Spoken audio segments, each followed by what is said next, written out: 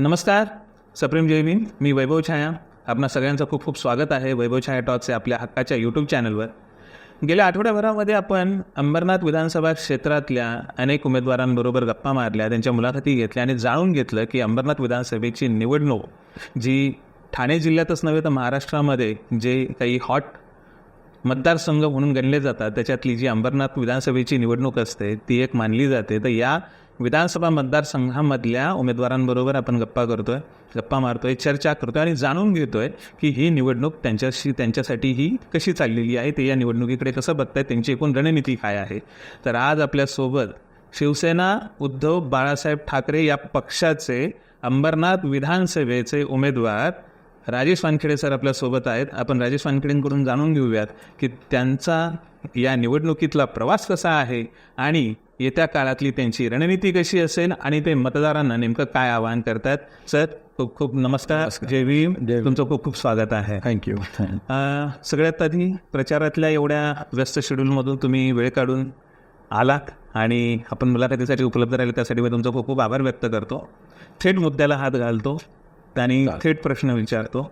ही निवडणूक कशी चालली आहे, निवडणुकीचा प्रचार कसा चालला आहे? आत्ताच उद्धव साहेबांच्या सभेतून आलेलो आहे. कल्याणच्या सभेमधून आलो आणि साहेबांनी स्वतःच त्यांनी सांगितलेलं आहे की आमचे सगळे उमेदवार निवडून येत आहेत. मी त्याबद्दल मी उद्धव साहेबांचे आभार मानतो. आणि ही जी आजची निवडणूक आहे ही निवडणूक पूर्णपणे अंबरनाथकरांनी म्हणजे अंबरनाथ विधानसभाकरांनी ही आपल्या हातात घेतलेली आहे. आणि त्यांनी ठरवलेलं आहे, त्यांचं ठरलेलं आहे सगळ्यांचं की हा जो कोणी आमदार 15 वर्षापासून आहे बिनकाम्या जो आमदार बोलतो आपण त्याला, मी नाही बोलत आहे, असे पूर्ण मतदारसंघातले लोक बोलत आहेत की हा बिनकाम्या आमदार आहे. ह्याचं राजकारण पक्ष पाया पडणे याच्याशिवाय त्यांनी कधी म्हणजे त्याला स्वाभिमान नाही आहे, त्याला कुठल्याच प्रकारचं विजन नाही आहे, तो कुठलेही कामं करू शकत नाही. मी तुमच्या चॅनलच्या मार्फत मी ओपन चॅलेंज आहे माझं की त्यांनी फक्त एक काम दाखवावं की मी हे अंबरनाथ 15 वर्षामध्ये अंबरनाथकरांसाठी हे एक काम मी केलेलं आहे. फक्त एक काम, मी दुसरं कामाचं बोलत नाही, फक्त एकच काम, फक्त हे मी काम केलेलं आहे. म्हणजे तुमचं असं म्हणणं आहे डॉक्टर बालाजी कणेकरांना ही निवडणूक खूप अवघड जाईल? अवघड नाही, त्यांनी आता तर घरीच बसायला पाहिजे. अंबरनाथकरांनी ठरवलेलं आहे परिवर्तन म्हणजे अँटी इन्कम्बन्सीचा मुद्दा आहे त्यांच्यासाठी. नाही ते कसं असतो राजकारणामध्ये, हे सोशल फील्ड आहे ना आपलं. निवडणुका म्हणजे सोशल फील्ड आहे. त्याला हेच कळत नाही की सोशल काय आणि फील्ड काय, म्हणजे त्याला त्याच्यातले डिफरन्स कळत नाही. त्याला कुठल्या कामांची नॉलेज नाही आहे, त्याला कुठलं काम येत नाही आहे. आतापर्यंत त्यांनी जेव्हापासून तो इथे राजकारणात आला तो मनसेमधून इथे आला, मुंबईमधून. आपण इथे जन्म आपल्या इकडचे आहेत सगळ्यांचे. आपलं लहानपण इथे गेलं, शाळा इथे झाली, कॉलेज आपलं इथे झालेलं आहे, सगळं मित्रपरिवार आपला इथे आहे. तुम्ही बघितलं असणार मी 2014 सालीसुद्धा त्याला अटॅक आणला होता. आता यावेळेस तर माहीत नाही काय होणार आहे, म्हणून त्याने आत्तापासूनच त्यांनी मागे हटायला पाहिजे. त्यांनी मागे हटलं पाहिजे तुम्ही म्हणता की नाही, तू काम नाही करू शकत ना मतदारसंघातले. बरं, ते मतदारसंघातले कामं नाही करू शकत. मुद्दा आता असा आहे की 2019च्या निवडणुकांमध्ये एक संध शिवसेना होती, शिवसेना फुटली. एकनाथ शिंदेंकडे एक वेगळी शिवसेना, उद्धव बाळासाहेब ठाकरे ही एक वेगळी शिवसेना. अंबरनाथमध्ये शिवसेनेशिवाय दुसरा ऑप्शन नव्हता, एक छत्री अंमल शिवसेनेचा असायचा. योगायोगानं एकनाथ शिंदेसाहेब ठाण्यातलेच मुख्यमंत्री, ठाण्यातले, हा जिल्हा पूर्णपणे एक छत्री अंमल त्यांच्या हातात आली. ज्यावेळेस शिवसेना फुटली त्याच्यानंतर झाडून सगळे इथले त्यांच्याबरोबर गेले. आत्ता निवडणूक लढवताना सगळेजण त्यांच्याकडे असताना तुम्हाला जनतेतून काय प्रकारचा प्रतिसाद मिळतो आहे? एक तुमच्या स्वतःसाठी, एक उद्धव साहेबांसाठी आणि दुसरा मुख्यमंत्री साहेबांसाठी लोकांची मतं काय आहेत? मी तुम्हाला सगळ्यात पहिल्या अगोदरच सांगितलं तुम्हाला की ही निवडणूक अंबरनाथकरांनी आपल्या हातामध्ये घेतलेली आहे. त्याचं रिझन तुम्हाला सांगतो. मी आज इतके बॅनर लावले असतील, परमिशन घेतलेले माझे बॅनर होते, सगळे उतरवलेत. ज्या लोकांनी मला पाठिंबा जाहीर केला त्या लोकांच्या घरी आता पोलीस चालले आहेत, सगळ्यांच्या तडीपारीच्या ऑर्डर्स काढलेल्या आहेत, सगळ्यांना नोटिसा दिलेल्या आहेत. ते इतक्या म्हणजे घाणेरड्या पद्धतीने ते लोक आमच्या कार्यकर्त्यांवर केसेस दाखल करण्यापासून तर अनेक प्रकारचे प्रेशराईज करतात, अनेक प्रकारचे त्रास द्यायचा चालू झालेला आहे. कारण की त्यांच्या पायाखालची वाळू जी आहे ती सरकलेली आहे. तुम्ही याच्यावर त्यांचा पराभव दिसत आहे. तुम्ही याच्या विरोधात निवडणूक आयोगाकडे तक्रार केली? नक्कीच करणार आहे मी. करणार आहात? हो. म्हणजे अजूनपर्यंत केली नाही तक्रार? ते आजच झालं ना सगळे. आजच झाले. आजच त्यांनी सगळ्या काल आणि आजमध्ये सगळे हा प्रकार चालू झालेले आहेत. ओके. तर त्यामुळे मी आज एक ड्राफ्ट बनवून ठेवलेला आहे. तो रात्री किंवा मी उद्या सकाळी निवडणूक कमिशनरला पाठवणार आहे. तुम्हाला वाटतं निवडणूक आयोग ऐकेल? आपलं काम आहे की त्यांना सांगणं, आणि तेच गोष्ट मी नंतर जनतेसमोर पण ठेवणार आहे. तर तुमच्या माध्यमातूनच मी ठेवतोय आताच. ओके. तर उद्या म्हणजे मी पहिल्यांदाच सांगते की अंबरनाथमध्ये अशा पद्धतीची स्थिती आहे. किती गुन्हेगिरी चालू आहे. तुम्ही त्या आमदारासोबत जर बघितलं तर त्याच्यासोबत जे फिरणारे लोक आहेत ती सगळी गुन्हेगार पार्श्वभूमीचे लोक आहेत. सगळे गुन्हेगार म्हणजे मोठमोठे गुन्हेगार आहेत. मर्डर सारख्या गटातले 5 नंबरमध्ये फिरतात ते सगळे क्लबवाले आणि बेटिंगवाले सगळे फिरतात त्याच्यासोबत. 5 नंबर म्हणजे उल्हासनगरचा जो 20 वार्ड आपल्या याच्यात येतात. बरं. म्हणजे मतदारसंघ अंबरनाथ मतदारसंघामधले उल्हासनगर महापालिकेचे 20 वार्ड इकडे आहेत. ओके. आणि आपली त्याची पण खूप चांगली लोकसंख्या आहे तिथली सुद्धा. बरोबर आहे. 1,30,000 जवळपास तिकडचं मतदान आपल्याकडे आहे. ओके. आणि सगळीकडे तुम्ही जर गेलेत तर तुम्हाला दिसेल की किती मोठ्या प्रमाणात इथे म्हणजे कामं झालेलीच नाही आहेत आणि अनेक समस्या आहेत. तुम्ही जर वेस्टला जर गेलेत, ईस्टला आलेत, पाहण्यासारखी मूलभूत सुविधा आहे आमदार जुन्या शिकलेत त्यांच्याकडे पूर्ण. ते जर पूर्वी बोलायचे की नगरसेवकांचं आहे, पण मागच्या 4-5 वर्षामध्ये नगर परिषद नाही आपली नगरपालिका. आणि फक्त आमदार हा एकमेव आपला एक प्रतिनिधी होता, पण तो सुद्धा आपल्या अंबरनाथकरांसाठी न्याय देऊ शकला नाही. ना पाणी नाही आहे, ना रस्ते नाल्या नाही आहेत. तुम्ही जावसे विषयमध्ये अवस्था इतकी बिकट आहे साहेब की मी गणपतीला जेव्हा फिरत होतो तर अक्षरशः मी चिखल तुडवत गेलेलो आहे. एवढ्या घाणेरड्या पद्धतीचं म्हणजे इथे कामच नाही केले तर काय करणार. अगदी बरोबर आहे. मग तुम्ही जे म्हणताय की त्यांनी कामं केलेली नाहीत, तर तुमचा येत्या 5 वर्षातला रोडमॅप काय आहे अंबरनाथ विधानसभा मतदारसंघासाठी, जे तुम्हाला गेल्या 10 ते 15 वर्षात दिसलेले नाही असं तुम्ही म्हणताय? तर येत्या 5 वर्षामधला तुमचा रोडमॅप, तुम्ही जाहीरनामा तर दिलाच असणारे लोकांना, पण एक संक्षिप्त स्वरूपात एक भाषा असते ना, एक वाक्य असतं, कम्युनिकेशन असतं. 26 कलमी कार्यक्रम घेतलेले आता. 26 कलमी कार्यक्रम. 26 कलमी. हां. पंचवार्षिक 26 कलमी कार्यक्रम. 26 कलमी. माझे फक्त 26च मुद्दे आहेत. हो. त्या 26 मुद्द्यांवरच मी काम करणार आहे. ओके. बाकीचे कामं स्थानिक नगरसेवक करतील. ओके. आणि जे काही म्हणजे जे आहेत म्हणजे विधानसभेतल्या जे काही म्हणजे आपण विधानसभेच्या थ्रू जे काही करू शकतो अशा ज्या समस्या आहेत त्या सगळ्या समस्या मी सॉल्व्ह करण्याचा इथे प्रयत्न करणार आहे. आणि 26 मुद्दे घेऊनच मी तो. त्याच्यातले काही ठराविक मुद्दे तुम्ही सांगू शकाल तुम्ही जर जे अंबरनाथकरांना पटकन अपील होतील? तुम्ही जर आता इथे बघत असाल आपलं छाया हॉस्पिटल आहे, ते अतिशय वाईट अवस्थेत आहे. बरोबर आहे. तो एक मुद्दा आहे. बरोबर. दुसरा मुद्दा तुमच्या केमिकल झोनचा आहे. बरोबर. डम्पिंग ग्राउंडचा आहे. बरोबर. उल्हासनगर 5 नंबरमध्ये सुद्धा डम्पिंग ग्राउंड सिटीच्या आत आहे. अंबरनाथमध्ये सुद्धा डम्पिंग ग्राउंड हे तुम्ही तिकडे जर गेले तुमच्या पलीकडे तर त्या साईडला सुद्धा एक डम्पिंग ग्राउंड आहे. सूर्योदयनगर या साईडला. बरोबर. बघितलं ना तुम्ही? बघितलं. तिथे तर एवढा घाण वास येतो इथे उल्हासनगरमध्ये आणि अंबरनाथमध्ये की आपण तिथे उभे नाही राहू शकत. इतकी वाईट परिस्थिती तिथे लोकांची आहे. अगदी.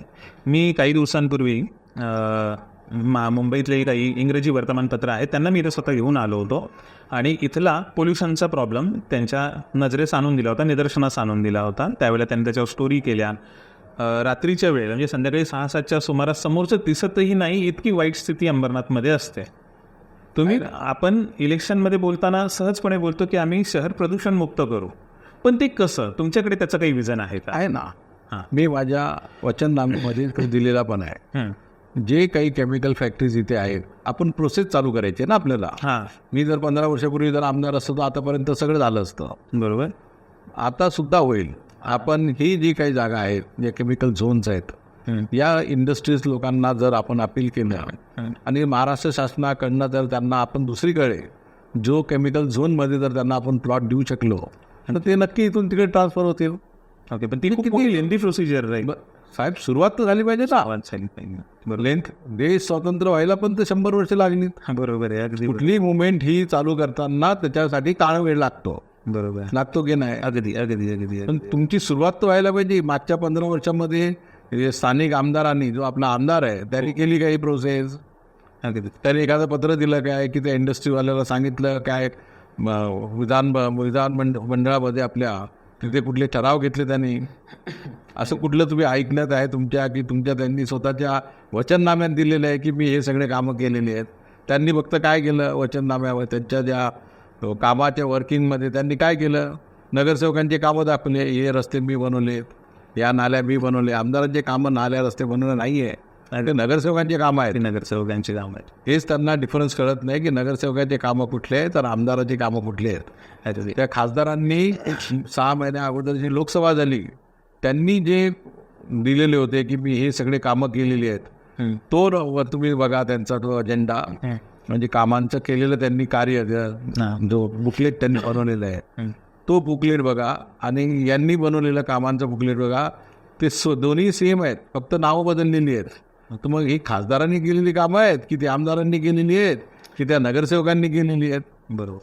आता तुम्ही खासदारांचा विषय काढलाच आहे. आपले खासदार डॉक्टर श्रीकांत शिंदे, मुख्यमंत्र्यांचे सुपुत्र, सोशल मीडियावर गेल्या काही दिवसांपासून सातत्याने तुमचं नाव घेऊन, म्हणजे जेव्हापासून शिवसेना उद्धव बाळासाहेब ठाकरे गटाकडून तुम्हाला उमेदवारी जाहीर झाली आहे त्या दिवसापासून तुमच्या नावाने काही प्रचार सुरू आहेत की तुमची उमेदवारी ही प्रॉपरली ठरवून, शिंदे गटाकडून ठरवून ही तुम्हाला देण्यात आलेली आहे. अशा प्रकारचे प्रचार चालू आहेत. या सगळ्या प्रचारांकडे तुम्ही कसं पाहता? या प्रचारांना तुमचं काय उत्तर आहे? आम्हाला तुमची बाजू ऐकून घ्यायची, कारण हे प्रचार चालू आहेत.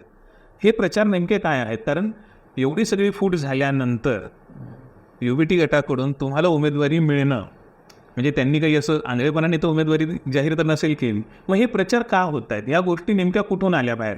खरंच काही सेटिंग आहे का काय आहे? आणि त्याच्यामुळे त्यांनी जागेचं नावही घेतलं, डॉल्फिन हॉटेल म्हणून त्यांनी जागेचं नावही सांगितलेलं आहे. तर हे जरा प्रकरण काय? तुमची बाजू ऐकून घ्यायची. सांग. ॲक्च्युली कसं आहे की मी जेव्हा उबाटामधून मला तिकीट दिलं तर त्याच्या अगोदर मी BJPचा एक नगरसेवक होतो, विरोधी पक्षनेता राहिले मी तेव्हा. BJPचा विरोधी पक्ष नेता कुठे? कोणत्या उल्हासनगर महापालिकेला विरोधी पक्ष नेता. मी अजूनही नगरसेवक पण होतो. हो, मी अनेक वर्ष नगरसेवक राहिलेलो आहे. अनेक पदं मी झाली, DPDC सारखं मी अनेक कमिट्यांवर पण होते. अनेक कमिट्यांवर राहिलो. मला अनुभव आहे चांगला कामं करण्याचा. बरोबर. आणि राजकारणामध्ये आपला विरोधकाला, बरोबर आहे की नाही, यांच्याकडे माझ्या विरुद्ध काही बोलण्यासारखं नाही आहे. ओके. माझी इमेज माझ्या शहरात चांगली आहे. मी कधी कोणाकडनं काही घेतलेलं नाही आहे. मी फक्त लोकांची कामं केलेली आहेत. मी कमिशनवाला माणूस नाही, हे सगळ्यांना माहीत आहे की मी कमिशन खोर नाही. तसं आमदाराचं नाव कमिशन खोर म्हणून प्रसिद्ध महाराष्ट्रात आहे. तुम्ही मंत्रालयात जरी गेले ना तर मिनिस्टर बोलतात अरे तो एजंट आहे असं बोलतात, अधिकारी बोलतात तो एजंट आहे. अनेक अंबरनाथमधले अनेक लोकांनी मला ही गोष्ट सांगितलेली आहे, आमच्याकडनं पैसे घेतो आणि कामं करत नाहीत. मी तुम्हाला त्या सगळ्यांना बोलवून एकत्र करून तुमच्यासमोर बसून तुमच्या चॅनलला आपण डिबेट पण करू शकतो आणि ते स्वतः पण ओपन होऊन येणार. आणि त्याच्यानंतर त्यांना माहीत होतं की मी जर राजेश वानखेडे जर उबाटामधून आला तर हा नक्की या आमदाराचा पराभव करणार. हे काळ्या दगडावरती नाही काय कॉन्फिडंट आहे. कॉन्फिडन्समध्ये काय लोकच सांगतायत ना, लोकच सांगतायत. लोक. आम्ही अनेक निवडणुका लढलेलो, आम्ही स्वतःहून अनेक निवडणुका लढलेलो, तर आम्हाला अनुभव आहे त्या सगळ्या गोष्टींचा. या आमदाराला आजपर्यंत सगळ्या गोष्टी आयत्या मिळालेल्या आहेत पक्षाच्या नावाने आणि आजही तो डिपेंड आहे. बरोबर. आजही त्याचं जे काही आहे तो डिपेंड, म्हणजे एखाद्यावर अवलंबून असणारा व्यक्ती अशी त्याची इमेज आजही आहे. आणि तो खरंच आहे ना, सगळे लोक बघतायत की तो अवलंबून असणारा व्यक्ती आहे. तो स्वतःचं कर्तृत्व त्याचं काही नाही आहे. 15 वर्षामध्ये त्यांनी मला एक सांगावं की त्याने एक कार्यक्रम घेतला आहे. बरोबर. तो रिझर्वेशन वार्डमधून येतो. बरोबर. रिझर्वेशन वार्डमधून येत असताना डॉक्टर बाबासाहेब आंबेडकरांची जयंती त्यांनी वैयक्तिक कुठे घेतली? ओके. सांगा मला की इथे त्यांनी एक त्याची स्वतःची जयंती आहे. आता राजेश वानखेडे सांगू शकतो की कुर्ला कॅम्पमध्ये सगळ्यात मोठी जयंती ही राजेश वानखेडे घेतात. बरोबर. कुर्ला कॅम्पमध्ये मी गणपती मंडळ आहे माझं, कुर्ला कॅम्प मित्र मंडळ. अनेक वर्षांपासून मी गणपतीचे कार्यक्रम घेतो. मी स्वतःची दहीहंडी असते, अनेक कार्यक्रम आम्ही घेतो. हे सांस्कृतिक कार्यक्रम. पण काही असो, पण ते आम्ही करतो ना, त्या माध्यमातून आम्ही जनजागृती करतो. बरं. जर तुम्ही आता विषय काढलाच रिझर्व्ह वॉर्डचा, अंबरनाथ विधानसभा रिझर्व्ह वॉर्ड आहे, म्हणून इथून एक रिझर्व्ह कॅटेगरीतला माणूस उभा तरी राहतो. नाही तर तेही राहिलं नसतं, हे सत्य तुम्हालाही माहिती आहे, मलाही माहिती आहे, सगळ्यांना माहिती आहे. तर कदाचित ही शेवटची टर्म असेल की इथून रिझर्व्ह कॅन्डिडेट उभा राहू शकतो. रिझर्व्ह कॅटेगरीचा वॉर्ड जेव्हा म्हटला तर त्यावेळेला प्रामुख्याने म्हटलं जातं शेड्यूल कास्टमध्ये फक्त आंबेडकरी लोक, बौद्ध यांनाच फक्त टार्गेट केलं जातं. माझा प्रश्न तुम्हाला सरळ आहे, रिझर्व्ह कॅटेगरीचा वॉर्ड आहे, तुम्ही रिझर्व्ह कॅटेगरीसाठी म्हणजे जे शेड्यूल कास्टमध्ये येणाऱ्या ज्या जाती आहेत, 42 जाती आहेत, 59 जाती सॉरी, मी आपल्या अंबरनाथ प्रभागामधल्या राहणाऱ्या मी 59 जाती. ओके, तर हेच यातले सगळे जाती समूहातले थोडे थोडे का होईना लोक इथे राहतात. प्रामुख्याने बौद्ध भरपूर आहेत, चर्मकार आहेत. फक्त शेड्यूल कास्टसाठीचा तुमचा रोडमॅप, तुमचं विजन, तुम्ही काही कार्यक्रम, सांस्कृतिक कार्यक्रमांव्यतिरिक्त असे काही कार्यक्रम तुम्ही जर ठरवलेले असतील ते लोकांना तुम्ही सांगावे. तुम्हाला सगळ्यात प्रथम तुम्ही एक सांगतो की मी महामहिंद्र इंटरनॅशनल धम्मदूत सोसायटी म्हणून आमची एक संस्था आहे, त्या संस्थेचा मी जनरल सेक्रेटरी आहे.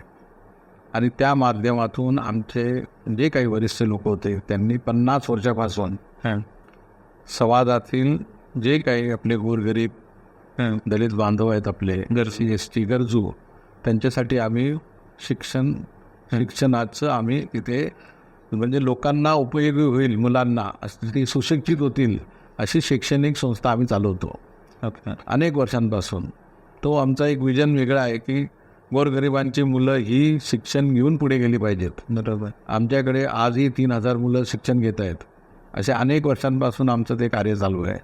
हेच नाही तर आम्ही अनेक कार्यक्रम, आता आम्ही आदिवासींसाठी सुद्धा आमचं एक विजन आहे की मेन स्ट्रीममध्ये त्यांना घेऊन येण्यासाठी एक खूप दिवसाची ती इच्छा राहिलेली आहे की त्यांच्यासाठी आपण काहीतरी केलं पाहिजे. आम्ही लेप्रेसीचे सुद्धा आम्ही भरपूर कार्यक्रम घेतलेले आहेत. ते सुद्धा आम्ही सरकारच्या माध्यमातून राबवण्याचा प्रयत्न करतो. जनजागृतीचा कार्यक्रम आम्ही घेत असतो. असे अनेक आम्ही कार्यक्रम घेत असतो. स्पोर्ट्समध्ये सुद्धा आम्ही ते सगळं करतो. आणि मी स्वतः महाराष्ट्राचा बॉडी बिल्डिंग असोसिएशनचा व्हाईस प्रेसिडेंट आहे. हां, तर आम्ही आत्ताच एक स्पर्धा घेतली होती अंधेरी स्पोर्ट्स कॉम्प्लेक्समध्ये. आणि महाराष्ट्र श्रीचं एक पारितोषिक आम्ही दिलेलं आहे. माझ्या हातूनच त्यांना दिलं होतं. त्याचे फोटोग्राफ्स पाहिजे तर मी तुम्हाला देतो. बरं, निवडणूक झाली, तुम्हाला विजयासाठी खरंच खूप खूप शुभेच्छा. तुम्ही निवडून आला, त्यानंतर कधी अशी वेळ येऊ शकते का की राजेश वानखेडेंना भेटायला गेलो आणि राजेश वानखेडे आम्हाला भेटण्यासाठी उपलब्ध नाहीत, याची ग्वाही तुम्ही जनतेला आत्ता देऊ शकता का? मी मागच्या अनेक वर्षांपासून लोकप्रतिनिधी राहिलेलो आहे. येस. मी माझ्या कार्यालयामध्ये आजपर्यंत कॅबिनमध्ये बसून लोकांची भेटगाठ करत नाही. मी माझ्या ऑफिसच्या बाहेर खुर्ची टाकून बसतो आणि सगळ्या लोकांना भेटतो. माझ्या घराचे दरवाजे, माझा जो प्रभाग आहे तिथल्या लोकांसाठी 24 तास उघडे असतात. ते मला कधीही उठवतात. मी सकाळचे 4-4, 5-5 वाजता अटेस्टेशनवर सह्या करून दिलेल्या आहे की मुलांना त्रास होऊ नये म्हणून. म्हणजे एक्झामला जाताना किंवा अजून काही कामांसाठी त्यांना जात असं आजपर्यंत असं बघितलेलं आहे. मी आता केणीकर तर डॉक्टर केणीकर तर शिवसेनेतच होते तेव्हा एक संदेश शिवसेना होती. पण एवढ्या वर्षामध्ये अंबरनाथमध्ये एक चांगल्या दर्जाचं, मोठ्या दर्जाचं की ज्याचं देशात नाव असेल, देशात नव्हे किमान राज्यात तरी नाव असेल, असं एक मोठं महाविद्यालय उभं राहावं किंवा बाकीच्या घोषणा प्रत्येक वेळेला होता, पण ते अजूनपर्यंत उभं राहिलेलं नाही. साधं कॉलेजही चांगल्या दर्जाचं उभं राहिलेलं नाही आहे. अंबरनाथमधली मुलं शिकतात कुठे? ते एक तर CHM कॉलेजला जातात, RKTला जातात, ठाण्याला जातात, पण अंबरनाथमध्ये नाही आहे. तर तुम्ही तशी काही गॅरंटी देऊ शकता का, शब्द देऊ शकता, वचन देऊ शकता का की अंबरनाथमध्ये एज्युकेशन इन्स्टिट्यूशन खूप चांगल्या दर्जाच्या उभ्या करू शकाल? मी एज्युकेशन संस्था आम्ही चालवतो. आमचं म्हणून तुम्हाला हा प्रश्न विचारला. आमचं विजन सुद्धा तेच असतं. हे आमचं स्वतःची इच्छा पण आहे की अंबरनाथमध्ये चांगल्या प्रकारचं एक महाविद्यालय असायला पाहिजे की जेणेकरून आपले जे काही मुलं आहेत, अंबरनाथ मतदारसंघातली जे मुलं आहेत तिथे चांगल्या दर्जाचं शिक्षण घेऊ शकतील असे.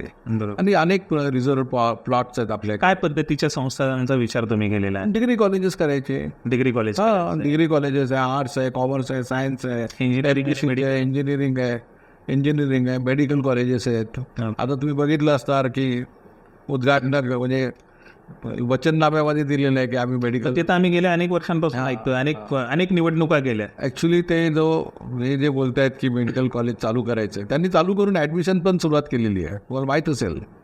पण इमारत कुठे?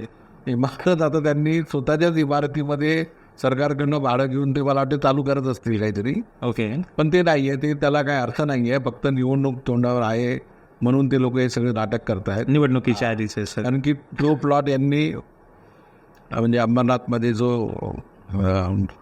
आपला जो प्लॉट आहे शिव मंदिरच्या पुढचा म्हणजे लोक ग्रुपच्या बाजूला समोर आहे तो स्कीममधला आपला जे शेतकी जी सोसायटी आहे त्याच्यामधला तो प्लॉट आहे. पण त्यांना माहीत नाही की तो जो प्लॉट आहे तो या शहरातला एक हार्ट म्हणजे ऑक्सिजन शुद्ध करण्याचं जे असतो ना तो सिटी गार्डनचा रिझर्वेशन प्लॉट आहे 50 एकरचा. ओके. तुम्हाला माहीत नाही म्हणून सांगतो तो. सांग. तो जो प्लॉट आहे ना ज्याच्यावर हे लोक मेडिकल कॉलेजचं बोलत आहेत तो सिटी गार्डनसाठी रिझर्व आहे 50 एकरचा. आणि त्याच्यामध्ये आता ते एक अर्धा कट करून 25 एकरचं मेडिकल कॉलेजसाठी ते करतायत. त्यांनी स्वतःला हे नवीन प्रकारचं जे घोटाळ्याची फ्रेमवर्क असू शकते ना. यांचे ते घोटाळे तर किती प्लॉट आहे त्यांच्या नावाने. 15 वर्षापूर्वी डॉक्टर काय होते आज काय आहेत. ओके. ते स्वतःच बोलतात मी 1000 कोटीचा मालक आहे. बोलतायत. हो स्वतः बोलतात. ऑन रेकॉर्ड बोलतात. सगळ्यांच्या समोर बोलतात. त्याच्यात कितीतरी प्लॉट तर त्यांचे आपल्या इथे ना एक घोटाळा जो आहे. ओके. निसर्गाच्या बाजूलाच जो एक प्लॉट आहे इथे. ओके. तो जो प्लॉट त्यांनी घेतलेला आहे तो 37 लाखाला त्यांना सरकारतर्फे त्यांनी घेतला. हे तुम्ही सांगताय म्हणून मला माहिती पडतंय. कोविड हॉस्पिटल बांधतो नाही मी तर याच्यामध्ये आहे ना सगळं. आणि त्यांची मुलाखत घेईल त्यावेळेला त्यांचा प्रयत्न नक्की. मी तर बोलतो माझ्या घ्यायच्या अगोदर त्यांची घ्यायला पाहिजे होती किंवा माझ्या सोबत बसवायला पाहिजे होतं. नाही आपण तेही करू. डिबेट घेतलं असतं. आपण तेही करू. त्यांना कसं आता वेळ मिळतोय ते बघू. आपण तेही जरूर करूया. आता तुम्ही कोविडचा उल्लेख केला. मला 2 प्रश्न त्याच्या संदर्भाने मी सांगतो ना मी राहिलं की कोविड सेंटरसाठी त्यांनी तो घेतलेला प्लॉट आहे 37 लाखामध्ये. त्या प्लॉटची किंमत कमीत कमी 4.5 कोटी आहे. ओके. त्या 4.5 कोटीच्या प्लॉटची या लोकांनी हॉस्पिटल बांधतो म्हणून 37 लाखात घेतलं. ते 37 लाख त्याने आणले कुठून. इथून तर सुरुवात व्हायला पाहिजे. बरोबर. ठीक आहे ते दाखवत असतील इन्कम टॅक्समध्ये की माझं एवढं आहे तेवढं आहे. पण हा सुद्धा सेम प्लॉट हा खडसे साहेबांचा होता. खडसे साहेब जेलमध्ये गेलेत अशाच प्रकरणामध्ये. आपले एकनाथ खडसे साहेबांचा प्लॉट अंबरनाथमध्ये नाही हो पुण्यामध्ये तो प्लॉट होता. पुण्यात सेम कंडिशनचा आहे ना. ओके. ओके. याच कंडिशनवर त्यांनी तो प्लॉट घेतला होता. बरं. आणि त्या मॅटरमध्ये ते कुठे गेले जेलात गेलेत. मंत्रिपद घेऊन गेलं त्यांचं. पण सेम मॅटर जेव्हा यांनी गेलं आता सत्ताधारी आहेत म्हणून जेलमध्ये नाही गेलेत. जेव्हा हे विरोधात बसतील ते नक्कीच जेलात जातील. तुम्ही आहे ना ते आहे वस्तू परिस्थिती. यांना नोटीस आलेल्या आहेत ईडीच्या इन्कम टॅक्सच्या. ओके. हे कुठे झाला ऑन रेकॉर्ड आहे ना सगळ्या गोष्टी. आज नाही उद्या आजचं मरण उद्यावर गेलेलं आहे यांचं. बाकी सरकार बदलल्यानंतर काय पद्धतीच्या बघा. 2 प्रश्न. कोविडच्या काळामध्ये उद्धव ठाकरेंना मिळालेली सहानुभूती लोकप्रियता ही त्यांच्या कामामुळे मिळाली. विशेषतः अंबरनाथमध्ये जे सगळे स्थानिक इथले शिवसेनेचे पदाधिकारी होते एक संघ शिवसेनेचे त्यांनी शिवभोजन वगैरे या सगळ्या गोष्टी करून बऱ्यापैकी एक चांगली सहानुभूती मिळवलेली होती. सगळ्या शिवसेना शाखा कोविड केअर सेंटरमध्ये कन्वर्ट झालेल्या होत्या. हा सगळा एक भाग एका बाजूला झाला. लोकांनी अजून ते लक्षात ठेवलेलं आहे. पण गेल्या 6 महिन्यामध्ये लाडकी बहीण योजना आलेली आहे. अंबरनाथमध्ये खूप फायदा घेतला गेलेला आहे त्या योजनेचा. अनेक महिलांनी नावे एनरोल केली. त्यांना पैसेही मिळालेले आहेत. तुम्हाला काय वाटतं कोविडच्या काळात केलेल्या कामाला लोक लक्षात ठेवतील का लाडकी बहिणीच्या योजनेला? तुम्हाला बहीण आहे काय? आहे ना. आहे. तुम्हाला किती वेळेस ती ओवाळते? काय तुम्हाला ओवाळणी करते ना राखी बांधते ना 2 वेळा करते ना राखी बांधते. मी 1,500 नाही त्याच्या. ऐकून घ्या. तुम्ही तिला रक्षाबंधनला काहीतरी गिफ्ट देत असाल ना. देता ना. ही आपली प्रथाच आहे ना ती की ओवाळणी केली राखी बांधली की आपण तिला गिफ्ट देतो. तुम्ही तुमच्या बिल्डिंगच्या बाहेर कधी तिथं बॅनर लावलं काय की मी हे गिफ्ट दिलं म्हणून? नाही ना. प्रदर्शन तर नाही केलं ना कधी. नाही केलं. बरोबर आहे ना. ह्या गोष्टी प्रदर्शनच्या नाही आहेत. ओके. मग ह्या जर त्यांनी प्रदर्शन घ्या आपल्या बहिणीला आपण काय देतोय ही सांगण्याची पद्धत महाराष्ट्रातली नाही. हे जे काही चाललंय ना हे सगळं तो त्या महिलांचा अपमान आहे की आम्ही काय करतोय आणि काय नाही जाहीरपणे सांगतात. तर महिलांचा अपमान आहे आपण म्हणतोय. तुम्हाला असं नाही वाटत का की ऐकून घ्या एकीकडे आपण महिलांच्या बद्दल बोलायचं की ती माझी लाडकी बहीण आहे. बदलापूरमध्ये मी त्याच प्रश्न जी घटना घडली एक लहान मुलीच्यावर आणि लोकांनी उत्स्फूर्तपणे स्वतःहून जे आंदोलन केलं रेल्वे रोकोचं, त्या लोकांवर लाठी चार्ज करायला याच किनीकरांनी सांगितलं. तुम्ही विसरू नका ही गोष्ट. ओके. स्वतः लोकांनी प्रत्येक चॅनलवर ती गोष्ट आली ना, ओके. की तो काय बोलतोय ते पण आलंय, त्याच्या क्लिप्स आल्यात. ओके. ही घटना तर सगळ्या डोळ्यांनी बघितलं ना लोकांनी. त्याच्या विरुद्ध आंदोलनं पण केलीत, कंप्लेंट्स केलेत. बरोबर. म्हणजे एकीकडे आपण एक शब्द बोलायचा, दुसरीकडे दुसरे शब्द बोलायचे, हे असे दोगले लोक असतात. हे निष्क्रिय लोक असणारे हे काम आहेत. बरं, मला तुम्ही आता हे सांगितलं, मी बदलापूरचा मुद्दा घेणारच होतो, कारण बदलापूर अंबरनाथ फार काही अंतर नाही. आपलं रोजचं जगणं मरणं असतं. हां, पण ते जगणं मरणं आपलं सोबतच असतं सगळं. पहिल्या प्रश्नाचा एक उपप्रश्न होता, तो विचारतो, नंतर मग सुरक्षेच्या प्रश्नाकडे येतो. तो म्हणजे असा की लाडकी बहीण योजना ही तुम्हाला असं वाटत नाही का की लिगली कायद्याचा मुलामा देऊ लोकांकडून मत विकत घेण्याचा प्रकार आहे? नक्कीच आहे. मग त्याच्यावर तुम्ही कशी टीका करता सभांमध्ये, प्रचारामध्ये? का ती त्याच्यावर बोलणं कठीण बनलेलं आहे? काही कठीण नाही, काही कठीण नाही. ओके. जर त्यांना लाडकी बहीण योजना लागू करायचीच होती तर ज्या दिवशी ते बसलेत ना मुख्यमंत्री सत्तेत, त्या दिवसापासून त्यांनी सुरुवात करायला पाहिजे. त्यांनी फक्त निवडणुका डोळ्यासमोर निवडणुका डोळ्यात. लोक काय मूर्ख आहेत काय? लोकांना कळत नाही का या सगळ्या गोष्टी? ओके. लोकांना हे मूर्ख समजतात, पण तसं नाही आहे. लोकांना सगळ्या गोष्टी कळतात. त्या बहिणींना सुद्धा कळतो आणि त्यांच्या भावांना सुद्धा कळतो की काय प्रकार आहे. बरोबर. आणि आता एक शेवटचा प्रश्न. राजेश वानखेडे जर आमदार झाले तर ते त्यांच्या मतदारसंघातल्या लाडक्या बहिणींना ओवाळणी नाही, त्यांना सुरक्षित कसं करतील हे तुम्ही मला विस्ताराने सांगा. तुम्हाला कारण सॉरी एकच शब्दात सांगतो, ह्या ज्या गोष्टी असतात त्या सांगायच्या नसतात, एक करून दाखवायच्या असतात. नाही, करून दाखवायचे असतात. मी या मतदारसंघात अशी कुठलीही परिस्थिती कोणावरही येऊ नये अशी मी देवासमोर प्रार्थना करतो. आणि ज्या दिवशी असं काही झालं तर तो आणि राजेश वानखेडे हे फेस टू फेस असणार आणि ते पूर्ण शहर हे बघणार येस काय झालं. हे ठीक आहे. मी तुम्हाला प्रश्न विचारतोय, हे होऊ नये यासाठीची काय उपाययोजना असेल? कारण आजही आम्ही बघतो शहरामध्ये अनेक नेते आहेत शहरातले, प्रत्येकाच्या बॅनरवर दिसणारे चेहरे हे कधी ना कधी कुठे ना कुठेतरी नाक्यावर उभे असतात, छेड काढत उभे असतात, त्यांची भीड चेपली गेलेली नाही. हे सगळं घडत असतं. राजेश वानखेडे एका मातब्बर पक्षाचे उमेदवार आहेत, ते कदाचित उद्या निवडूनही येतील, निवडून आल्यावर आमदार बनतील. आम्हाला आत्ता उपाययोजना हवी. उपाययोजना तुमचा मार्ग काय असेल तो लोकांना सांगा, बहिणींना आश्वस्त करा. त्यासाठी आपण पूर्णपणे प्लान आपला तयार आहे. कोणाला कसं कुठे दाबायचं हे सुद्धा आम्हाला चांगलं माहीत आहे. बरोबर. आम्ही या अनेक वर्षांपासून सोशल मीडियामध्ये काम करतो आहे.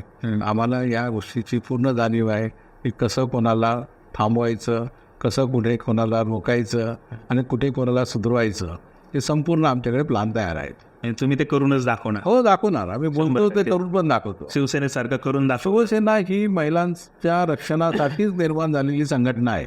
ओके. बाळासाहेबांनी जेव्हा ती तयार केली होती ना, तर मुंबईमधले जे कामगार होते, तुम्हाला अजून एक सांगतो की जसा मुंबईच्या कामगारांसाठी शिवसेना पक्ष हा निर्माण झालेला आहे, जी पोझिशन आज अंबरनाथमध्ये शिवसेना सगळ्यात स्ट्रॉंग पक्ष म्हणून राहिलेला आहे. जरी ते 2 भागामध्ये डिवाईड झाले तरीसुद्धा तुम्हाला एक सांगतो की अंबरनाथ शहर हे शहरच कामगारांचं शहर आहे. हे शहर कामगारांचं शहर आहे, हे लक्षात घ्या. आणि महाराष्ट्रातली कामगारांची जी मुवमेंट आहे ती या अंबरनाथ शहरातून, मोठी MIDC आहे आपल्याकडे, मुवमेंटच ही अंबरनाथ शहरातून चालू झालेली आहे, कामगार चळवळ. आता याचा इतिहास आहे अंबरनाथचा तो. आपण तो इतिहास पण समजून घेऊयातच. पण आता याच प्रश्नाला धरून शेवटचा आणि अतिशय महत्त्वाचा प्रश्न. जर उद्या महाराष्ट्रात सत्ता बदल झाला, इथे आमदारांचीही सत्ता बदलली आणि महाराष्ट्रात मुंबईतही सत्ता बदलली, जे आत्ता सगळे शिंदे गटात गेलेले आहेत, तिथले जे सगळे स्थानिक नेते आहेत, जे सेकंड लेवलला राजकारण करत आहेत आणि ते खूप मातब्बर आहेत, सगळेच्या सगळे, मग अंबरनाथ पश्चिम, अंबरनाथ पूर्व, उल्हासनगर, अंबरनाथ ग्रामीण, अंबरनाथ औद्योगिक क्षेत्र, MIDC, हे सगळेच्या सगळे परत इकडे येतील, तर त्यावेळेला तुम्हाला काय वाटतं? काय स्थिती असेल? त्यांना स्वीकारलं जाईल? आता तो पक्षश्रेष्ठींचा निर्णय आहे, त्यांना घेणार पण त्यांना सगळ्यांना सांभाळून घेऊन जाणं हे तुमच्या हातात असणार आहे. मग त्यावेळेला तुमचं काय स्टँड असेल? ती तर त्यावेळेसची हे आहे ना, सिच्युएशन आहे त्यावेळेची आपण आज कसं. पण जर समजा आले तर तुम्हाला त्याच्यात काही अडचण नाहीये त्यांच्यासोबत? मला काहीच अडचण नाही. पक्ष जर वाढत असेल तर मी त्या पक्षाच्या वाढण्यासाठी जे करायचं असेल ते मी नक्कीच करेन. नक्कीच करेन. म्हणजे दरवाजे उघडे आहेत सगळ्यांसाठी. मी तो निर्णय नाही घेते. पक्षश्रेष्ठींचा अंबरनाथ पुरता म्हणतो. अंबरनाथला वैभव मिळेल का? अंबरनाथसाठी जर असा विषय असेल फक्त अंबरनाथच्या मर्यादित, आणि जर अंबरनाथमध्ये पक्ष वाढत असेल तर आम्ही नक्की वाढवण्यासाठी त्यांना घेऊ. जर उद्धवसाहेब बोलले घ्या तर नक्की घेणार. नक्की.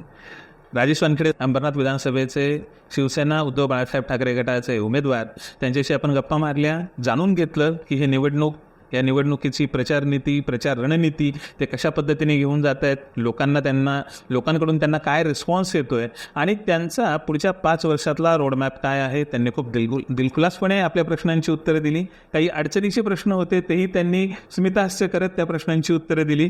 सर, त्यासाठी खूप खूप थँक्यू. आणि तुम्हाला येणाऱ्या प्रवासासाठी खूप खूप शुभेच्छा. आता फक्त आपली मुलाखत संपल्यानंतर एक नेहमीचा शिरस्ता असतो. तुम्ही उमेदवार आहात, तुमच्याबद्दलची माहिती लोकांनी ठरवू द्या. मी लोकांना माझी विनंती आहे की अंबरनाथमध्ये विकासासाठी जे काही कामं राहिलेली आहेत, त्या कामांसाठी म्हणजे संपूर्णच कामं राहिलेली आहेत, त्या सर्व कामांसाठी, त्यांच्या कामं करून घेण्यासाठी मी एक चांगला उमेदवार ठरू शकतो. मी लोकांची कामं करून देऊ शकतो. ते शब्द देतो ते पाळतो. आणि मला उद्धव बाळासाहेब ठाकरे या पक्षाकडनं उमेदवारी मिळालेली आहे. आणि माझं जे चिन्ह आहे ते मशाल आहे. मशाल हे 3 नंबरचं म्हणजे बटन दाबून तुम्ही मला प्रचंड मतांनी निवडून द्याल ही मी अपेक्षा ठेवतो. धन्यवाद.